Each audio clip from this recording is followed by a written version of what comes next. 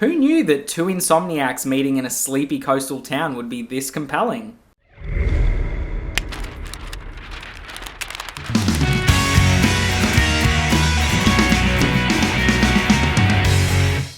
So Along for the Ride is a new Netflix film that just got released. It's a teen comedy, drama, romance film. You know how these ones go. They follow a pretty similar sort of structure and they all have their tropes and whatnot. So we kind of know what to expect from this movie. Our story follows Auden and Eli.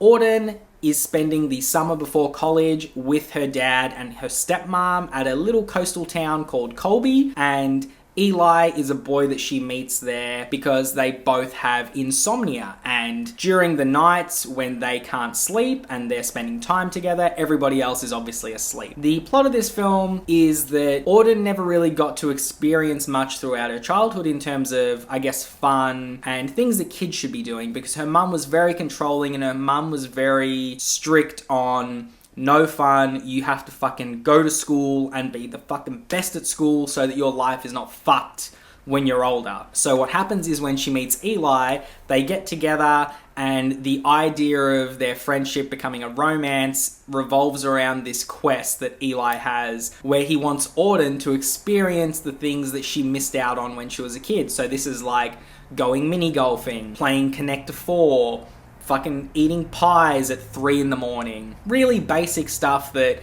kids should get to experience and people should get to experience throughout their childhood. You know, being able to reminisce on these things and think about how good it was when they were a kid. Auden doesn't have that. So Eli is here to open her eyes and open her thinking to the world. Now, there's nothing that I can really say about this film that you probably haven't heard about any other teen romance or teen drama before. It hits all the same beats, it hits all the same cliches, all the same tropes. That being said, I did really enjoy myself with this movie. It didn't make me cringe, it didn't make me want to watch something else. I thought they found their lane and they went through it pretty well with not many things that they really could change. The genre that this film finds itself in doesn't really have a high ceiling for like amazing films, and if you get a teen drama or a teen romance that is fucking amazing, it is like 1 in a million basically. Like, it is impossible to hit a really, really high number or a high score with this type of film. Along for the Ride did a really good job at just being what it needed to be. If you put this on a Friday night with your missus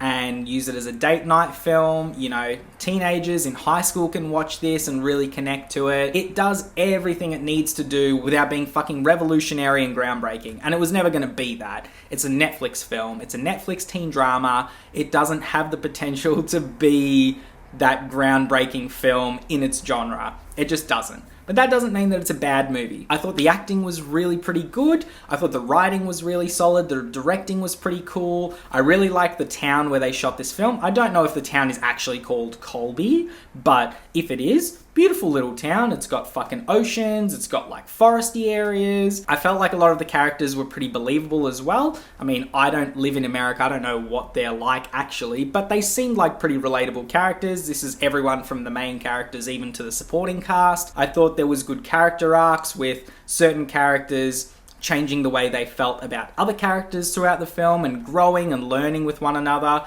I thought it was overall really solid for what it is. That's why I'm going to give Along for the Ride a 7 out of 10. So tell me guys, has anybody watched Along for the Ride? If you have, comment down below, let me know what you thought about it. Yeah, this is a good date night film, or just one of those ones that you can throw on and just have a good time. It's very low effort and you don't need to use your brain for the majority of this film. You don't need to follow along too closely. You're not really going to miss anything. So if you just want to watch a film that is pretty feel good in the end, like obviously it's got those tropes and those cliches of moments where it's like, oh, you're supposed to feel emotional here and whatnot. If you get affected by those sorts of things, you're probably the target market for this movie. But it was still really enjoyable, so I definitely recommend this one to you guys. Chuck it on, give it a go. It's on Netflix. It's really short. It's like an hour and 35 minutes or something like that, so it's not going to take up a lot of your time. So that was the review. Hope you really enjoyed it. As always, click through to another video. We'll keep having some fun. Don't forget to like, comment, and subscribe. And I'll see you on the next one. Bye.